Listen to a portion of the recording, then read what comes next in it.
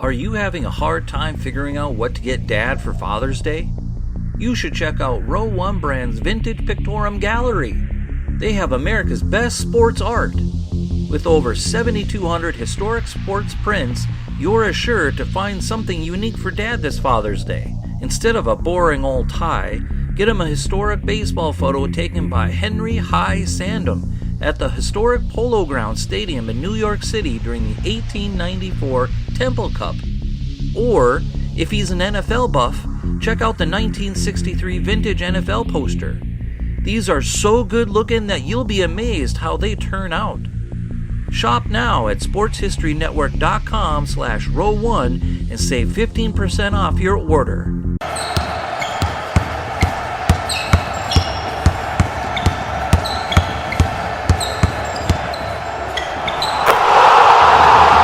This is Basketball History 101 with Rick Loayza. Welcome back to Basketball History 101. I am your host, Rick Loayza, and this is the podcast where we bring to life some of the forgotten stories from basketball history. And today, we're going to talk about how different NBA teams got their nicknames. Some of these stories are complicated, as about half of the league has had at least one relocation or a name change.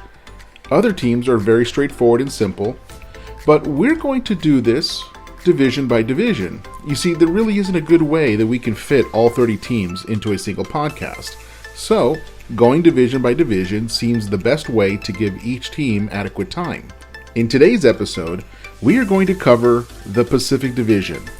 We will return to this topic about once a month as we cover each of the other 5 divisions in the NBA. The first team on our list is the Golden State Warriors. The Warriors are one of only 3 original teams still playing in the NBA, along with the Celtics and the Knicks. The Warriors were part of the very first season of the league and the very first champion. They began their NBA life as the Philadelphia Warriors, and they named themselves after an earlier team also called the Philadelphia Warriors that played in an older league back in 1925. They thought, let's tie our name back to the history of basketball in the city of brotherly love. And just a quick side note, the name Philadelphia comes from the Greek word phileo, which literally means the love of a brother or brotherly love. So this is different than, let's say, like the love of a parent or romantic love. So Philadelphia actually means the city of brotherly love, which is why it has that nickname. Now, back in the 1940s, when the Warriors were a brand new team, things were not as politically correct as they are today. The name Warriors was a Native American reference that gave off the image of toughness and ferocity. At least it was supposed to. But before anyone gets triggered, I'm just reporting how things were back then, just like any good journalist would do. So I'm just the messenger here. Their logo featured a cartoon of a smiling Native American with a feather in his hair dribbling a basketball. And this went unchanged for 16 years. The team then moved to San Francisco in 1962 and became the San Francisco Warriors. They played in a building called the Cow Palace because its primary purpose was to host livestock shows. So this is where they played originally in San Francisco. I've actually been to the Cow Palace. I saw Nirvana play there in 1993. Anyway, the team played there for a few years, and in 1970, they moved across the bay to the then brand new Oakland Coliseum Arena, where they played until just a year ago. And when they moved to Oakland, they changed their name to the Golden State Warriors. They removed all references to Native Americans. Their logo has since featured items such as the Golden Gate Bridge, a cable car, the silhouette of the state of California, and for a few years in the early 2000s, they had some sort of a lightning bolt man for a logo. He looked like a blue version of the character Snake Eyes from G.I. Joe, but he was holding a lightning bolt. This character was so inoffensive and generic that I don't think anybody really liked it. As for the Golden State part of the name, they wanted to be the team for all of California, because California's nickname is the Golden State. But if you've been to California, you won't find too many fans outside of the San Francisco Bay Area, since California has 3 other NBA teams. And we're going to talk about one of those other California teams right now. Next, are the Los Angeles Clippers. They entered the NBA in 1969 as a brand new expansion team in upstate New York, right near the Canadian border. They were called the Buffalo Braves. They also chose a Native American nickname for the same reason everybody else did back then. They wanted an image of toughness. Their first logo was the letter B with a feather on it. They also used a new logo that was a basketball wearing a feathered headdress with a picture of a buffalo in the middle of the basketball. In 1975, they had the only MVP in franchise history, Bob Mcadoo. But after 9 relatively unsuccessful seasons in Buffalo, they decided to relocate the franchise to San Diego, where they would pick a new name and completely ditch having anything to do with Native American imagery. If you've ever been to San Diego, you know that in the bay you will find these huge historical wooden sailing ships known as clipper ships. They're from the 1800s and they are really, really cool to look at, especially when they take them out into the water. If you didn't know any better, you would think that San Diego was under some sort of a pirate attack. But these ships were actually merchant ships built for speed.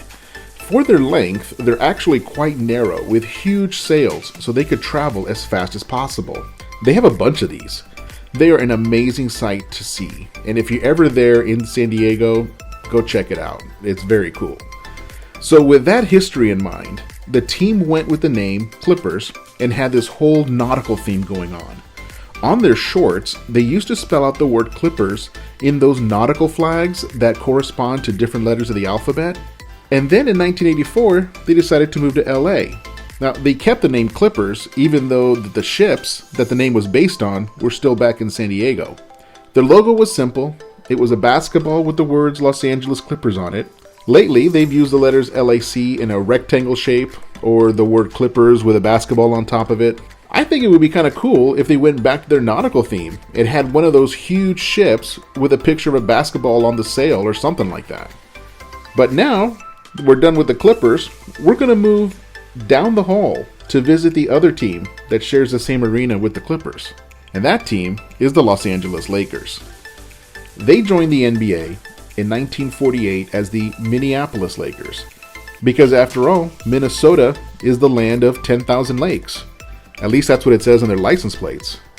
The word Lakers is either a reference to a lake trout or to the ships that carried cargo from the Great Lakes. Either way, it's a name specific to Minnesota.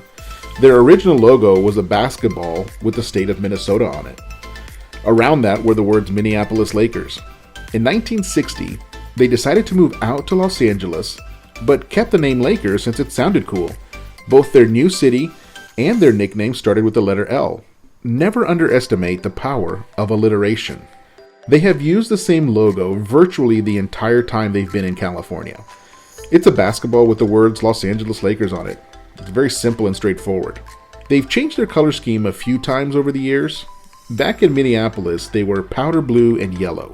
Then when they first arrived in Los Angeles, they used a light blue, dark blue, and white. And then in the mid-1960s, they switched over to their current purple and gold. If you're a big fan of throwback jerseys, you've probably seen some of their old color schemes.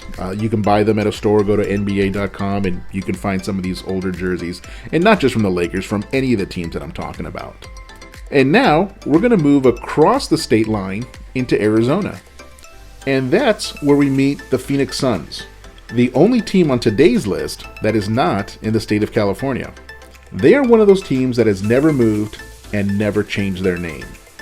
They were a brand new expansion team in 1968, and this was big because the Suns were the first major pro team in the entire state of Arizona. The state was now in the big leagues, and they couldn't be happier about it.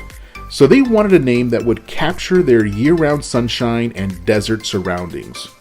Some of the other names that made the final list were Tumbleweeds, Rattlers, and Scorpions. And I think those names are actually pretty cool, and they would have served the franchise just fine. If they had been the Phoenix Scorpions this whole time, I would have said, yeah, that's a perfect name. But in the end, the winner was the Suns. The orange and purple color scheme represents what a desert sunset looks like in Arizona. And if you've never been, it is absolutely gorgeous. Honestly, The desert is not really my thing, but the sunsets are amazing. I have to give them that. Their logo has always been some version of a basketball with fire or rays of sunlight coming out of it. At one point, their logo was a basketball with a phoenix made of fire rising out of it. In my opinion, that was their best logo. There has never been a need to change it. I always love it when a team's nickname perfectly captures where they play, and the Suns are one of those teams. And now we head back across the border, back into California for the final team from today's list. That team is the Sacramento Kings. This team has moved around quite a bit, but has always maintained a majestic nickname. They joined the NBA in 1948 in upstate New York, and they were known as the Rochester Royals in Rochester, New York. Their original logo featured a shield with the words Rochester Royals on it to continue the regal theme that they wanted to go with. And then in 1957, they moved to Cincinnati, Ohio and became the Cincinnati Royals. Their logo was a basketball with a crown on it. Sometimes the basketball had a smiling face on it and sometimes it didn't. The team had a lot of success in Cincinnati, as that's when they had Oscar Robertson on the team. Then in 1972, they moved west and became the Kansas City Omaha Kings. They changed their name from Royals to the Kings to avoid confusion with the Kansas City Royals baseball team, which was already playing there. And they also used 2 home cities, as you can tell from the name, Kansas City Omaha Kings. They actually played half of their home games in Kansas City, Missouri, and the other half of their home games in Omaha, Nebraska. Now, keep in mind that these 2 cities are about a 3-hour drive away from each other. That's tough when you have to pick a city to live in and then still drive 3 hours for a home game. Well, after about 3 years of this, they decided to make Kansas City their only home and become just the Kansas City Kings. They used a blue and red color scheme, but kept the logo of the basketball wearing a crown, but it was now more stylized. Their final move, so far, was in 1985, this time to the state capital of California, the city of Sacramento. And there, they became the Sacramento Kings. And here, their logo has changed a little bit. For most of the time, they kept the basketball with a crown on top, but they have also used a logo featuring a shield with crisscrossing swords and the words Kings on it. Their color scheme is primarily purple now to go with the regal theme. They sometimes use a lion logo because, as you know, the lion is the king of the jungle. And seeing as they are the only sports team in town, they have massive fan support. So that covers the Pacific Division. As I said at the top, we'll revisit this maybe once a month or so as we make our way through the entire league. So that's it for today. Join us next time when we talk about the first player to go from high school directly to the NBA back in the 1970s, and how that player caused the league to change an essential piece of equipment. That's next time on Basketball History 101. If you like what you hear, please hit the subscribe button. We are available on every major podcast platform. I want to thank my producer and editor, Jacob Loayza. Join us next time as we continue to mine the history of basketball for more great stories from the past. Take care, and see you soon.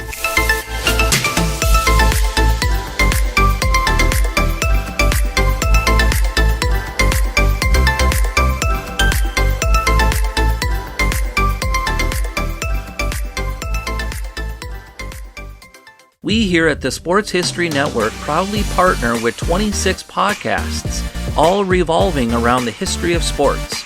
But did you know that many of our hosts were sports history authors way before they started their shows?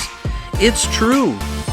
We've got Joe Ziemba, host of When Football Was Football, Joe Zagurski, host of Pro Football in the 1970s, Mark Morthier, host of Yesterday Sports, Tommy Phillips, host of Lombardi Memories, and Scott Adamson, co-host of From the 55-Yard Line. All these authors have many books for you to choose from.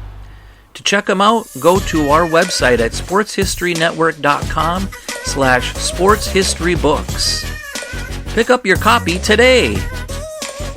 Soundtrack provided by Kevin MacLeod of filmmusic.io.